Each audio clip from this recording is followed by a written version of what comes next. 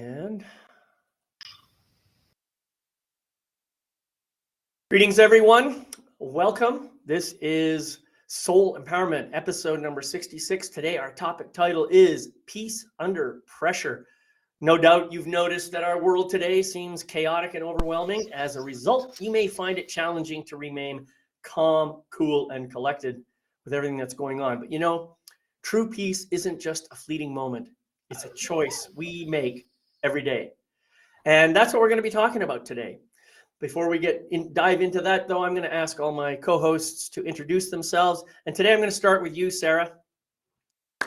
Hello, folks. I'm Sarah, or Sarah Jane, whichever you prefer. I'm in the UK, just in case the accent was confusing you. So I work with the energy of sound in a technique called vocal Reiki. I call that vocal Reiki. Supporting people to reconnect with and heal the hurt, pain and trauma of their inner child. I genuinely feel, and as I watch clients, that as our child becomes listened to, heard, feels loved and cared for, their confidence builds, so does our own. I know from my own experience that is very much how it worked for me. And I just love supporting people. Gift of Healing TV that I do, it's about helping people to share their story, their gifts. We're here to share our gifts. We're also here to support others to do the same. And that's me in a nutshell. Well, thank you, Sarah, and I'm so glad you're here as always. It's always a pleasure to have you here. Gail, how about you next? Sure. Hello, everyone. I'm Gail Nowak. I support spirit-led coaches and leaders in the wellness space who want to market themselves authentically and create healthy business relationships. I use a blend of energy work, emotional healing, and visibility strategy to help you create a pathway back to your authentic voice so you can communicate boldly and lead lovingly and make the world a better place without hiding or silencing yourself. And Sarah mentioned story. Much of my work is rooted in the belief that our personal stories, even the ones, particularly the ones that feel tender or risky, actually hold the keys to our liberation and our leadership and our legacy when they are told responsibility. I know for me personally, breaking my silence about childhood trauma and healing my past really helped me find my voice and turn my pain into purpose and medicine. So that's me in a nutshell. And if you want to learn more about me, you can check out gailnowak.com. Yeah, beautiful. Thank you, Gail. And it reminds me that you and I did a conversation on my other show, Magnificence in Motion. We did that, I think it was last week, in fact. Last week, yeah. Wasn't the topic title, Your Story is Your Medicine? That's right. Yeah, it was an awesome conversation. Lots of great stuff. Great conversation. Covered there. Yeah, and well, I totally agree with you. I mean, we all have a story, but we are not our story. The story is simply a description of events and circumstances and everything else that happened all the way up until now. But there's still more to come. So don't think your story is complete just because that's what's happened so far. Anyway, thank you for that. Scott, how about saying hello and telling us who you are, where you are, what you do, and why? Why do I do it? I do this work. I'm an energetic healer. Don't know if the term is correct, but I help people to heal themselves. I am the instrument. I do not heal people. I don't do that.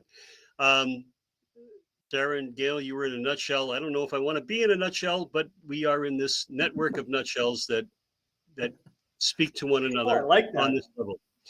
A network of nutshells. Love it. Yes. So we all have the story. And when I started writing, and the three of you are writers also, is I told my story so I could frame it for myself. And I learned through that. And now my story is a part of me. It isn't everything of me. And David, you're absolutely right. It's that perception that we have that, everything is in this tight, this is where we are. I'm in a time in my life much like all the three of you, where everything is just opening up, amazingly so, because we haven't ended our story. We're just a continuation of it. And my job is for, much like with Sarah, for the people to heal their inner child so they can step out of it and not be that 8-year-old, 12-year-old, 17-year-old child, and be present with who they are and be able to walk forward in that and be able to listen, by the way, to these discussions and have them make sense. Right. Have them make sense. If you're not on that level, those discussions don't make sense. But when you're looking for who you are, what you are, your place in the world, all of a sudden these discussions really start to sound right. It's like all those love songs. When you're 17 years old and you hear a love song and it makes total sense because you just fell totally madly head over heels in love with the girl down the street. They make sense then. Before that, they didn't make a whole lot of sense. Right. But it's the emotions, it's all of that. And so hopefully we are the love song that you can hear now. No, that's a nice way to put it. So we're a network of nutshells and a love song you can hear right now. Beautiful. Scott, you're waxing poetic today, I have to say. I love it. And so this is all really very fascinating to me, because this idea of recognizing our story, that is to say, how we got here, connecting with our inner child and learning to love that part of ourselves that we perhaps have cast aside for so many years. These, to me, are two critical elements to help us get to that place that we want to talk about today, which is that place of peace under pressure. And, before I go into the whole peace thing, I think the pressure thing is something that everybody is feeling right now. I certainly am feeling it. I'm guessing that you folks are all feeling it too. There's a lot of stress in the world. All kinds of things going on everywhere, not just in the US or not just in the UK, but everywhere throughout the world. We see all kinds of weird, chaotic stuff that, it's really difficult to deal with, especially when we see other fellow humans struggling or being starved to death or being killed or maimed or tortured or bombed or whatever is going on. That has a collective impact on the entire ethos, on the entire world. And we are all subjected to that impact. And so no matter how much we try, we may not be able to change what's happening out there, right? So the question is, how do we find our own peace so that we can, allow all that stuff to happen in some way, have some compassion for it, have some forgiveness for it, and maybe bring some loving healing to it so that, we raise the vibration of the world. How do we do all that and still remain calm, cool, and collected, as I said at the beginning? So that's the question that we want to look at today. And I'm just going to open the floor. Who wants to dive in? Okay. The way I do it is I don't listen to the news. I really don't listen to it. I don't watch it. I don't read it. I am aware of what is going on, but it doesn't bombard me 24 hours a day. And it has made a massive difference in my life to switch it off and to not listen to it. As I said, I'm aware of what is going on. It's not preventing me from awareness. What it is preventing me from is this bombardment of negativity. And I think if we can do our best to stay away from as much negative stuff, how much of the news is positive? From what I remember of news all those years ago, when I was listening to it, practically nothing. They might have one good news story at the end if you were lucky, and so I've found that one simple thing of doing has made a massive difference in my life. I think learning to work with energy in the form of Reiki, the very first person when you do level 1 you work with is yourself. And again, it's bringing those those beautiful energies. Reiki, for me, they call it the universal healing energy. And what is that universal healing energy? For me, it's love. Love is the human, it's the universal healing energy. So when you're working with that energy, especially for yourself, because I did make a point of every day, and I still open the channel for myself every day.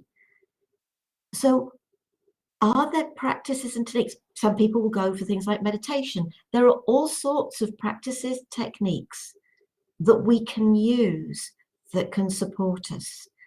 And those two things, mostly the news and working with Reiki, are the things that I do, but most of the time keep me very much in much more of a place of peace and not feeling pressure. Beautiful. Thank you. It's such a big question. I have so many places I want to go. I want to go with my answer. And I love, Sarah, that you brought up, not watching the news as a simple thing that anybody can do. And we all work in energy. So we all have our own practices for clearing our energy and preserving our peace through those practices. And I guess I want to bring in some of the practical here. And I know we'll touch on some of the more esoteric stuff as we go along. Boundaries, emotional boundaries, right? Energetic boundaries, like the boundary, Sarah, that you set with, you know what? I'm not going to tune into the 24-hour news cycle because it's mainly negative. And that does have an impact on us, much like you in right before the pandemic, I decided to cancel my cable, got rid of all those news stations, just have the streaming services.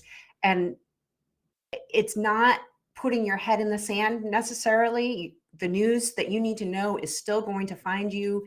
If you're somebody who cares about the world, you're still going to know what's going on.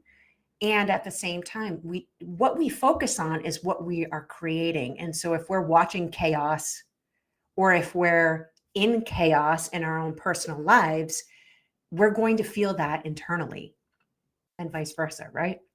So a big piece of this is just simply, what are your habits? What are your habits right now? And I also feel like to begin to answer the question of how do we stay peaceful under pressure and in these chaotic times, yes, it's going within first. It's creating that peace for ourselves, or sourcing that peace for ourselves first. And there is all of this collective, what's the word I want to use? Gunk. Gunk going on. Gunk's a great word. So we can't turn a blind eye to that, right? However, we're going to bring whatever energy we're into that. Activism is at a high right now. And if you're feeling called to that, then what I would say is tend to your own energy as well. Tend to your own mind and heart and body as well, because whatever energy you're in, you're going to bring that into the collective and whatever cause it is that you're wanting to support or be a voice for. But I do think that we're part of the pressure that we're feeling is how are we going to actually not only show up for ourselves, but show up for this collective change that we're going through, and understanding that this is part of a transformation that's happening globally and happening collectively. And so really working on our own inner peace is a big piece of that equation. Great. Thank you. Scott. That was you've covered quite a bit on that one. We've all, I think, talked to people who may or may not have ever known peace in their life. They were raised in a chaotic household, dysfunctional. They were, there were triggers constantly within them. And so they don't know what that is. And I find that in speaking with those clients, they're the ones that get affected by all that negativity much more readily. And I like Sarah, I look at what's going on, but I don't take it in. I don't take a lot of that news in. And it's all about perspective. If in your time you read the Bible, your frame of reference will be biblical. If you are doing your self-work and you're meditating and you're doing all those practices, that's your frame of reference. If it's just CNN or NBC or Fox or whatever news that you have on, and that's your input, that's your perspective of the world. So peace comes from within, much as you said, Gail, and it's all about perspective and how you go about it. What you bring in is what your perspective is going to be. My perspective is I get to sit once a month with the three of you, and it changes my perspective on things because it's at such a higher level. I love that part of it, the working with the three of you, because it makes me better. And so it should. I mean, well, of course. I just wanted to say, first of all, I got rid of all my TV channels. God, when was that? 97? I really haven't been watching TV per se since then. I certainly have watched, the equivalents in like Netflix and that sort of thing to get my entertainment that way. But the TV thing, I stopped. And news, absolutely. I found that news was just, it should have been called noise, really, is what it should have been called, because that's what it is to me. But what I have learned over the last few years is I don't want to be completely disconnected from what's going on in the world, because I am in some way contributing to that. I voted a certain way, each is just like each and every one of you. And collectively, our vote has helped to create what we have got from our political leaders and that sort of thing, whether we like it or not. And so what I have chosen now to do is to become more knowledgeable about politics, even though I hate it. I don't like politics at all. I find it just a very corrupt kind of structure. But I find that it's important for me to understand at least how some people come to think the way they do, how they come to make the decisions that they do, how they come to believe what they do, so that at least that way I can maintain a little bit of compassion, even if I 100% disagree with their point of view. So there's that. But the other side of it is, I also nowadays, I don't really pay attention to news sources per se, like especially the mainstream media, but I do get my information from a lot of different independent sources. And when I start to see a common piece of information coming from different sources that don't appear to be related, those are the sources that I tend to have more faith in than these news sources that are all controlled by the same 6 corporations. So I guess that makes me a conspiracy theorist, I guess, because I'm not necessarily willing to abide by the mainstream theory. Now, all of this really is about just me trying to be aware, but not being involved, So I guess on some level, the boundary that I set in my case is, yes, I want to have the information, but I don't want to react to it. I don't want to let it bother me. I may say in my heart, something has to be done to heal this, to change it, to make it better. I may say that in my heart. Now, I don't know what I can do specifically necessarily to do that.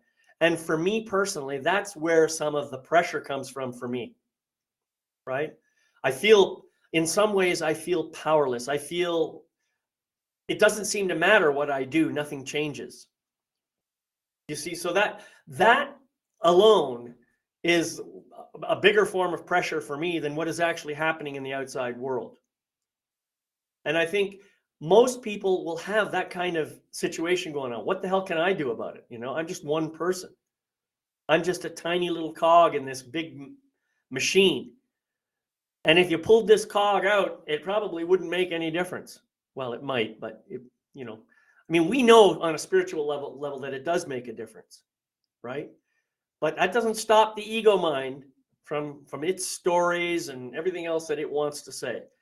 So my only solution at this point is to sit and meditate, and to bring my heart into coherence with compassion, forgiveness, love, and generosity, abundance, gratitude, those qualities that I really feel strongly in favor of. Okay? That doesn't mean I don't feel some of the negative energy that comes about as a result of things that are going on in the world. It doesn't mean that I don't still sometimes feel anger coming up inside me when I see horrific things happening to people. It just means that I know that from where I am right here, right now, I may not be able to do something to change that, but I can do something to change how I respond to it and the kind of energy I create within myself. That is the level of control that I have. So meditation is a powerful tool for me. Coherence meditation, some people might call it prayer. I mean, I'm not actively praying like to a god or to a deity or anything like that, but I am meditating, trying to bring my own soul to the maximum level of compassion and love and forgiveness that I can do. That's kind of how I do it. Okay. So everybody's going to have their own different techniques. And I know that for me, that works. Right. And some of the other techniques that I've heard, Sarah and Gail and Scott talk about, they also work, but maybe they don't work for me quite as well. And that's why I choose the meditation. So my invitation to people is try something, try anything to shift your attention from up here in your mind where all this activity is going on down here into your heart and soul, where calmness and gentleness and love and bliss actually resides. That's what I think we all need to do, one way or another, regardless of the actual technique that we employ. So, yeah, I still feel I have this very strong feeling in my heart, and maybe it's my mind that's directing this, but I have this belief that it's important for me to be aware of what's going on in the world, even if I don't necessarily engage with it.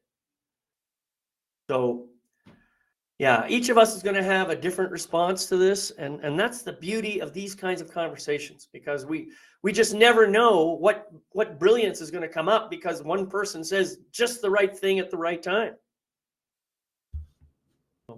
Gail, I saw that you were writing something. Did you want to chime in here? Yeah. I love what you shared there, and I want to speak specifically to that feeling of hopelessness and helplessness. These are big problems, right? There are big changes that are happening in the world, and people are having their own individual big problems too, right? And so I think it's quite normal to have that thought or that feeling of, gosh, I'm one person. What could I possibly do to positively contribute here? And the things that we're discussing already is one way, right? Meditating, tending to your own energy, being in the present moment. And I want to speak to the fact that, even though these are big problems that we're seeing in the world, small actions do matter. If that's something that you feel called to do. So, for example, a few years ago, I was feeling this. I was like, I want to see change in a certain area.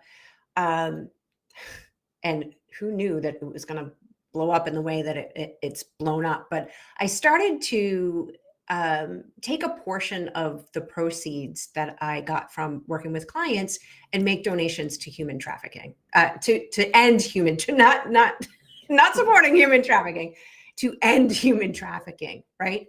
And so that was a simple thing that I could do to, feel like I had some sort of influence over, I don't know, maybe it's just a little tiny minuscule influence, but it was one action I knew that I could take around something that I, feel very passionately about. And, I'm not going to, if you're following the news, you know what I'm not going to bring up, but this is a major problem in the world.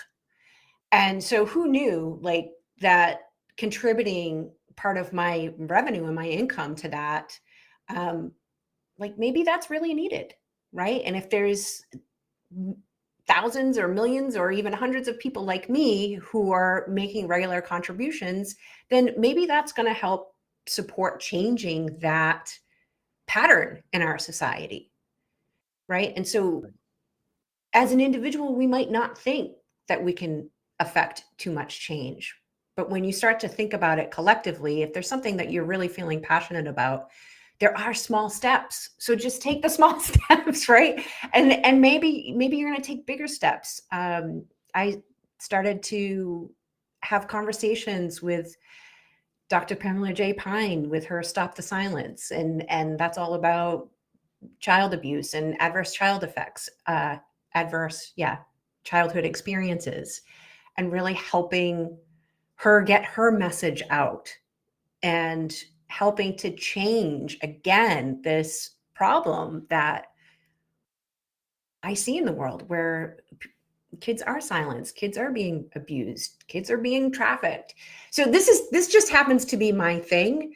And it feels like a very big thing, but we all can contribute in small ways. And sometimes that's enough, especially if there are many of us making those small steps. So I really wanted to speak to that because again, back to the initial point that I made earlier is I do feel like we're not going to be able to stay on the sidelines and continue to just sort of be isolated and insulated in our own bubble for very long. I mean, I think and here we are, right? Like we're walking a spiritual path, we're light workers, whatever the label is that you want to use, but we're compassionate and big-hearted people who want to see a better world. And so at some point we're going to have to take action on that. Mm-hmm. And this is the lead up, right? Taking care of ourselves, taking care of our emotions, taking care of our energy, and recognizing, you know what, even if it's a small thing, that small thing does matter. Yeah, I think that's a really powerful message. So thank you for sharing that. One caveat I'd like people to just be aware of, if you are feeling called to make donations somewhere, really vet the charities. There are many charities, I put quotes around that word, 501c3 organizations that they may seem on the surface to be charitable organization, but they are doing things with your money that you may not be aware of. So do your due diligence and make sure you choose carefully who you put your money, who you give your money to. Anyway, thank you for that, Gail. That was a great share. I like it. Yeah. Sarah, what did you have that you wanted to share? You know what Gail was saying, and there's that saying, isn't there? If you want to see a change in the world, start with yourself. Exactly. And it is that important and it's that pebble in the pond. If you don't throw that pebble, if you don't take that action, and it's just like, and as Gail was saying, one person, but if what you do encourage somebody else to do the same and encourages, it's that pebble in the pond. It brings in more and more people. We don't have to take huge actions. We really don't have to take huge actions. And even if you don't want to do something physically to be a part of something. With the Reiki, I was taught very much that we offer the energy, we don't give it. And when you're offering the energy, especially to a situation rather than particularly an individual, you offer it to the whole situation, to everybody involved. So it doesn't matter whether it's all right, this is a very simplistic, but one of my students sort of was at a football match. He said, oh, the team I was watching was losing, so I opened the Reiki channel for them, to which I ticked him off, good and proper. And he said they've then won. I said, you had absolutely nothing to do with that. You cannot just send the energy to one aspect of a something. You cannot do that. And you had no effect. But obviously, sadly, that individual just hadn't listened to what was being said, because I always teach you send to all. So if there is a situation, doesn't matter who you like and who you dislike, you send it to the whole. So all the things that are going on in Ukraine, in various other countries throughout the world, but in our own countries, the stuff that's going on, every night with my healing list, the channels get opened for everyone. There is no saying I exclude this, and this. It's for everyone.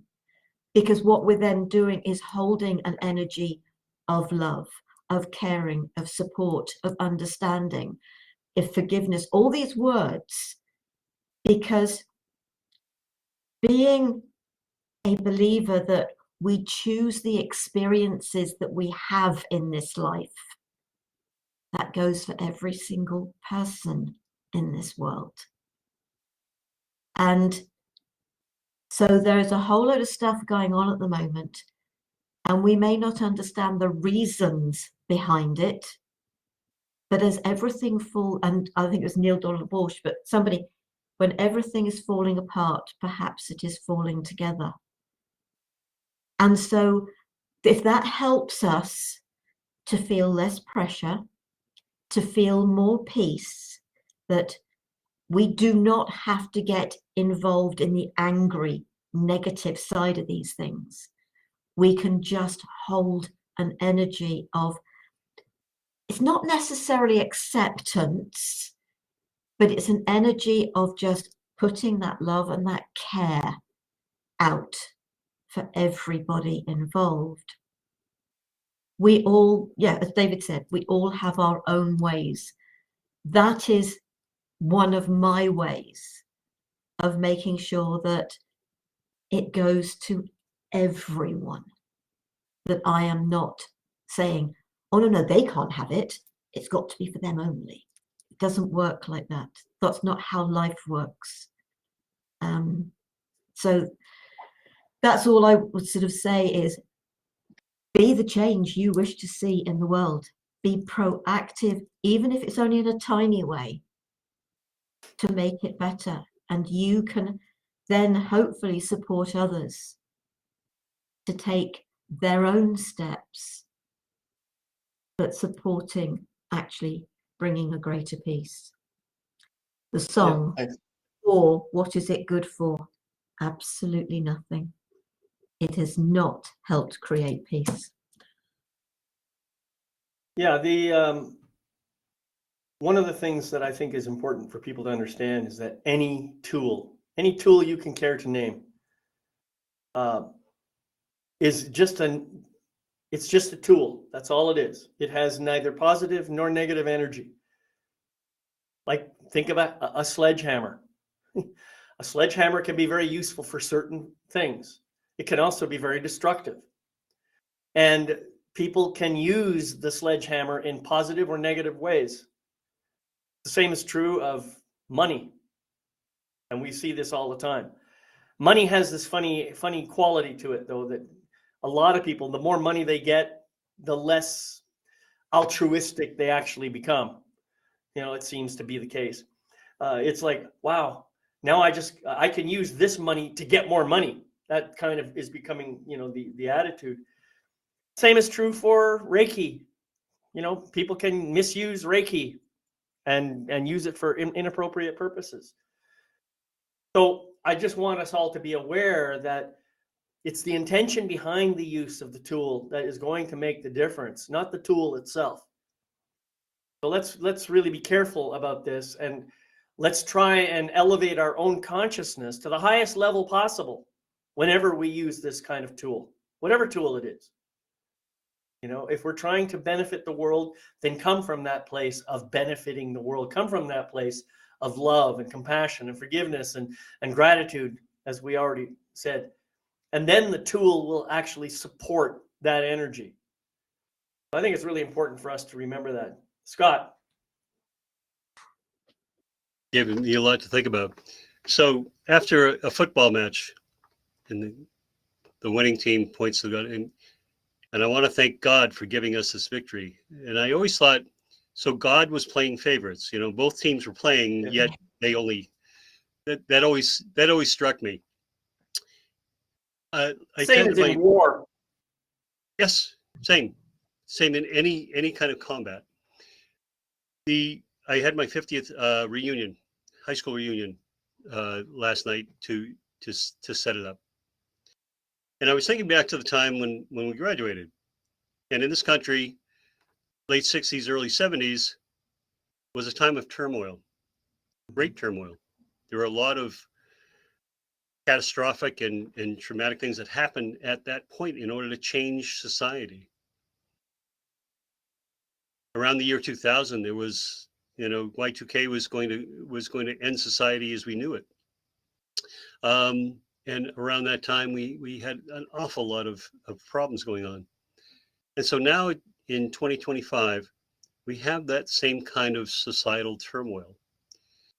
Generationally, right? Everybody has to learn the lessons each generation in order to understand it. If we do not study history, we are doomed to repeat it. And that seems to be the case, that life gets too good, and then we take things for granted, and then things are taken away because we don't work at it, or have to work at it as hard as maybe our parents did, or our grandparents did, or the like. The thing I wanted to was about, David, you brought up learning, understanding, taking everything in from independent places to be able to find a common thread and to make up your own mind about things, and not react to what's the latest thing that's on the television, that may or may be not be what really happened. All of us know that videos can lie very easily. Any video. We're all standing in front of a screen, but who knows what's around us? There could be 5 people just standing around me. Nobody would know it. So it's that perception again. I go back to perception, and about how we see things, how we view things, what comes up for us, how we get triggered. And it's all about the peace that we have within here. We all, 3 of us, 4 of us, talk about compassion, understanding, love. It's hard for a lot of people to maintain that. And the only way to maintain that I've found is to be able to do those routines, those rituals on a daily basis to make sure that I am grounded, that I am fully grounded. How do you perceive being grounded, right? I can stand on my own 2 feet. I can go forward because I know that I'm grounded in being me, in my heart, that I'm grounded in my the boundaries that I have, that they help protect me, that I know that I can walk into any situation and I can be me. I don't have to change for anyone else. So it's just this. Oh, thank you for opening this up to such a broad understanding of what peace is within ourselves, but how we react to everything else around us. Yeah.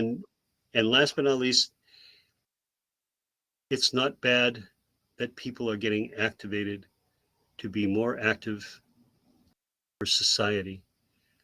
There has been The internet has brought the world closer and people further away from each other. And this activism is a way to get closer and connect and bring more of their energy than they've had to before.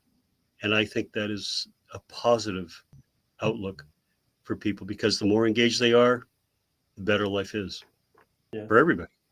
Right. I really love what you're saying about, practicing, and you use the word ritual. It doesn't have to be a ritual, just has to be a regular practice.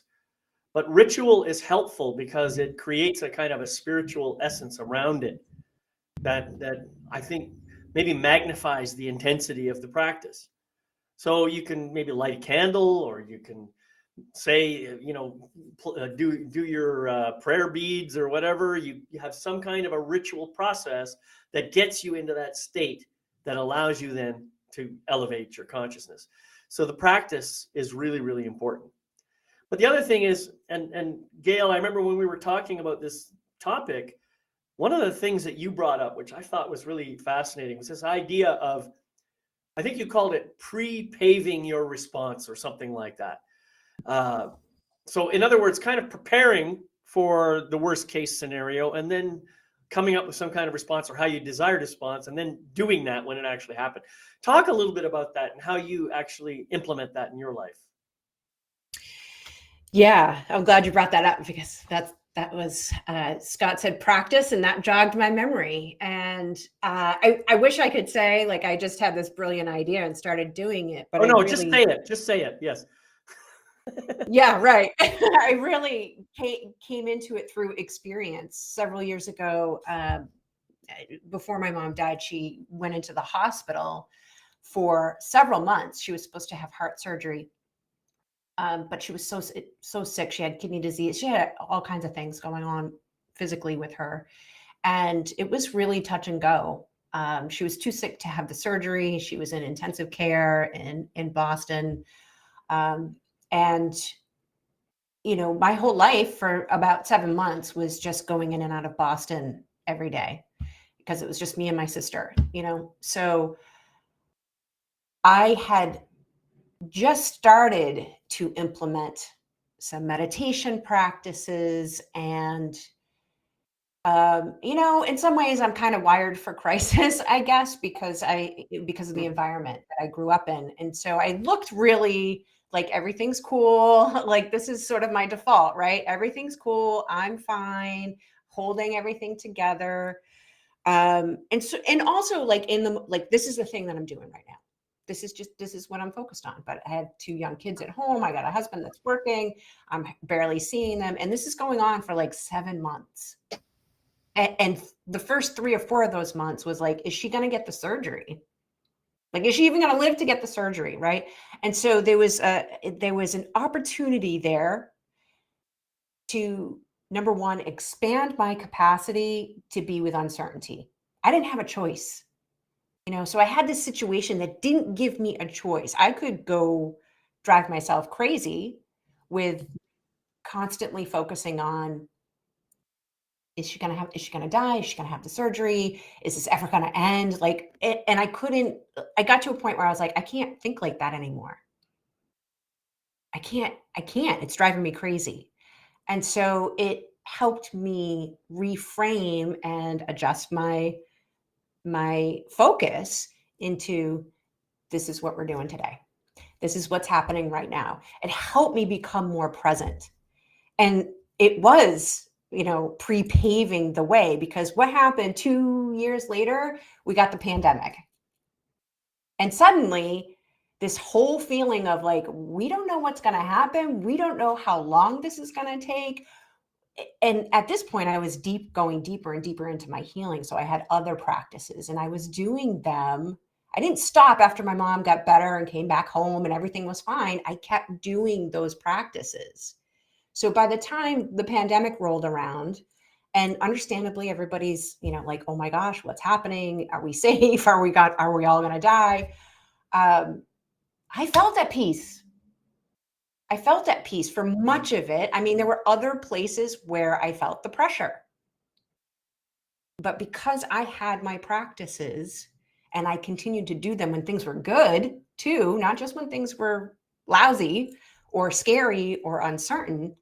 It really helped me pre-pave the way for when those unexpected and uncertain things came up in my life. Oh, that's really beautiful. Thank you for that. Yeah, Scott, go ahead. I use ritual to define it is a practice where you are present. When you do it enough, it's like when I learned yoga. I was more worried about where my hand was, where my leg went, and how I was supposed to kind of turn. After I got into yoga, it then became more of a practice of meditation because I didn't worry about the physical. So being present with your practice, allowing yourself to be present with your practice, it becomes a ritual, because I find that rituals, you have to you can't just do it absentmindedly. You have to really be present in order to do that. And that's why I use the term ritual in that. I just wanted to define it. Well, thank you for that. And that's a good point. I think being present in the moment, you can do that pretty much no matter what you're doing, if you choose. But I like yoga because it really does help me. I guess I am focused on, the position of my body, and that brings me into my body rather than into my head.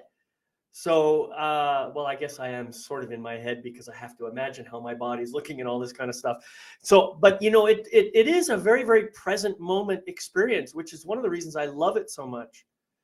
And sitting still in meditation, after I've done my yoga, that also is really enjoyable for me. But I can be meditating and be fully present while I'm cooking, or while I'm outside gardening, pulling weeds, while I'm mowing the lawn, walking my dog. Any of those things, I can be fully present. It's possible. So all of us can do that. And being present is really the best thing you can do, because then you're not worried about the past, or I should say, you're not kind of reliving the past, and you're not worried about the future. You're right here, right now, and that's where peace lives. So, Sarah, what do you do? What kind of ways do you employ for pre-paving your response to chaos? I think I've had ritual, whatever you want to call it, in place for quite a number of years now. It's my morning ritual, there's my evening ritual. And it's the gratitude, it's the asking for support, but it's never just about me. As I've said earlier, it's about for everyone. It's about for both sides, all sides.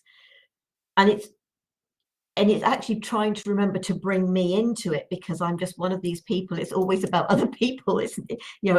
But it has to be about me too.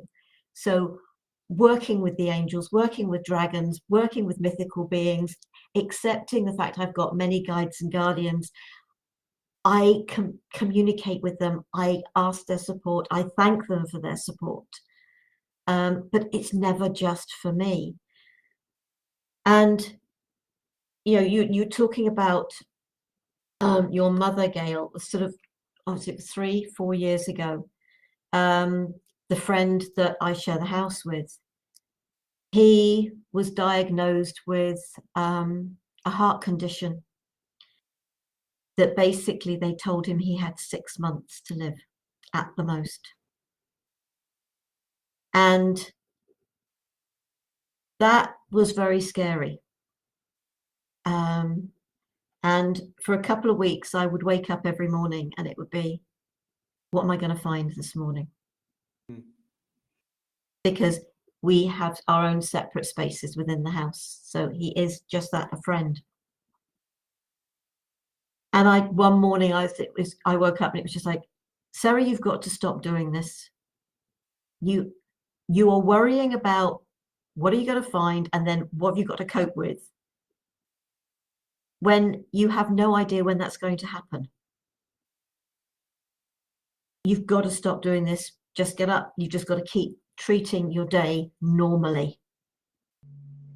And I managed to do that. And he's still around. He has just totally sort of, but that's because of the way he is with his diet, with his exercise, etc., etc., etc. He is 73 and he is still here when he shouldn't have made 70. So I continue with that positive of it is going to happen when it happens, because obviously that is the one guarantee. I could pop my clogs before he does. You could what? Say that phrase again. I could pop my clogs before he does. Got it. Okay. Great. I like that. It's a great line. Well, actually, especially as he's part Dutch and he does actually wander around the garden in wooden clogs. But that's an English. It's obviously very much an English phrase. Popping your clogs. I could die before he does. You know, if we go into worry, we're not in that place of peace. Worry is what do they say? Worry is as useless as a rocking chair. It keeps you busy but doesn't get you anywhere. So but it's true. You know, you're constantly rocking, but you're not going anywhere. And that's what worry does. Worry steals your now. Right. Mm-hmm. So to be able to find peace is to get out of that ego monkey mind of worry, of fear, because that's where I was. It was, what am I going to, I was afraid of what I was going to find every morning. And it was just like, I've got to let this go. I have absolutely got to just, because he will go when it's his time. And why am I going to put myself through this every single morning? That was just too distressing and stressful so find what works for you. That's all I would say. Right. You brought something up here that I think is really important. This idea of the rocking chair, you know, the constant agitation of worry. Part of the process that we're trying to encourage here is stop the rocking and come back to stillness. Because while you're doing all this rocking, moving back and forth, you know, you're maintaining a higher level of energy, and that makes it hard for your nervous system to kind of settle down, right? Whereas if you actually take the time to say, oh, I see, I am rocking back and forth here. Let me stop doing this and see what happens. Then you can notice that the nervous system starts to settle down. It quiets down. Your heart kind of settles down. Your mind quits with all its noise. And eventually you get yourself back in your heart and your soul.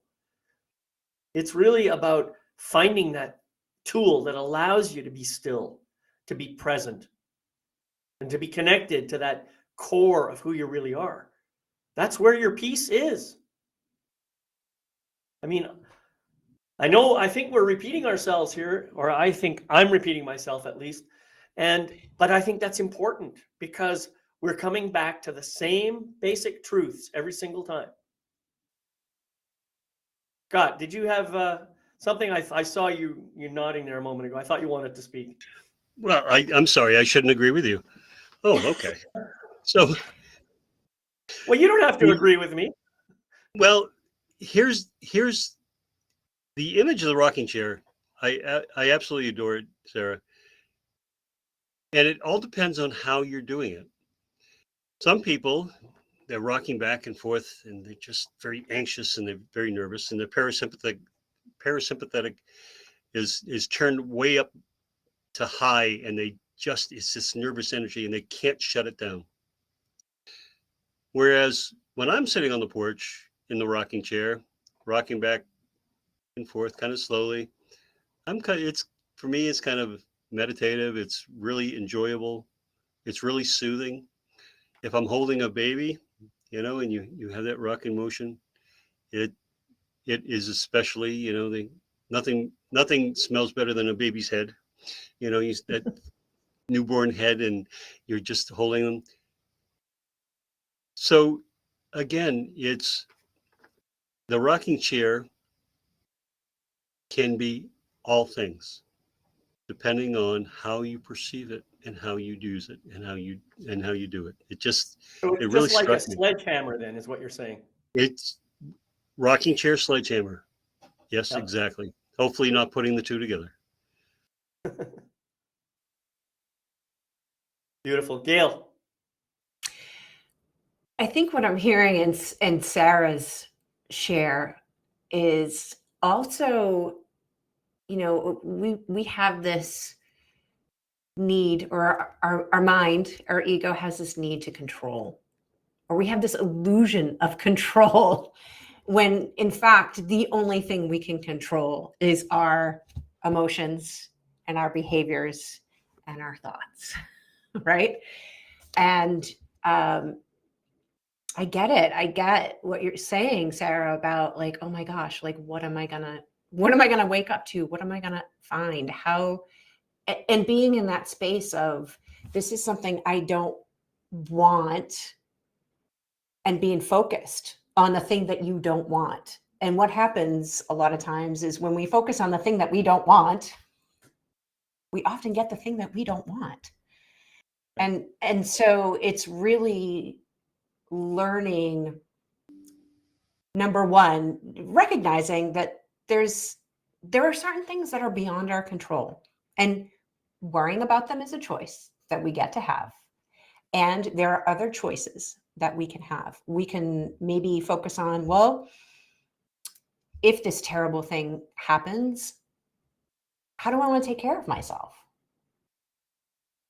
How do I want to be able to better receive this? I'm not wishing this on anybody. I don't want to focus on this anymore.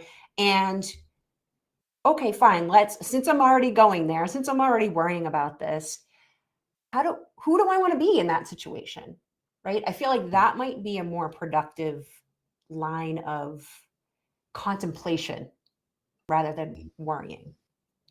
So this whole idea that we can control everything can sometimes get us into hot water, and can lead us to, sort of that really anxious rocking chair. Like I just have to keep ruminating about this because it's helping me prepare, when in fact it's not. It's not. Yeah. Yeah. Well, thank you. All right, we're getting close to our closing time here. What I'd like to do is give everybody about a minute or so to say any final closing words. Who would like to go first? Okay. Sarah, you gonna go? Really, you are an amazing being. You are a special individual. And if we listen to our heart, but as the saying goes, don't forget to follow your heart, but don't forget to take your mind with you. Follow your heart. My suggestion would be, especially if you're feeling about becoming totally proactive in something, and I think we've already said this, come at it from your heart. Come at it from caring. Avoid the anger, the frustration, the negative energies. The more we can bring that caring, that thoughtfulness, the consideration into what we bring, we can help to keep the energies calmer, and we are more likely to achieve with the calmer, less angry energies than we are with the energies that are angry and bullying and manipulative, etc. So try and stay as heart-centered as possible. Yeah, beautiful. Thank you, Sarah. Scott. To everybody listening to this, I hope they understand the love song that is being said by this panel of four. I hope it makes sense. I hope it is in the vibration that you're in. I hope that, as Sarah said, you lead with your heart and you bring your mind with you. This is a love song to your authentic self. This is that love song for being whole, being healed, and being at peace within yourself. Thank you. Beautiful. Thank you. Thank you, Scott. Gail. Yeah, I think for me, it's an invitation. Let's be the peace. Let's be the peace. And if for anyone listening who's in the midst of chaos and is receiving that message and feeling like, how could you possibly say that? Then the secondary invitation is to maybe sit down for 5 or 10 minutes and journal what peace means to you, what that looks like for you. Nice. And then practice being the peace. Yeah, beautiful. Thank you, Gail. Yeah, I just want to reiterate, I think we've had some brilliant statements here and a lot of wonderful ideas, but I think I'm gonna go with what Gail said. Be the peace. Be the peace. Choose it. Choose peace. And allow yourself to build it and build upon it moment by moment so that your authentic true self comes out in every single moment. Thank you all for being here. Thank you for watching this show. I want to wish you love, light, and blessings on your continuing journey. And we'll all see you again next month on Soul Empowerment. Bye-bye.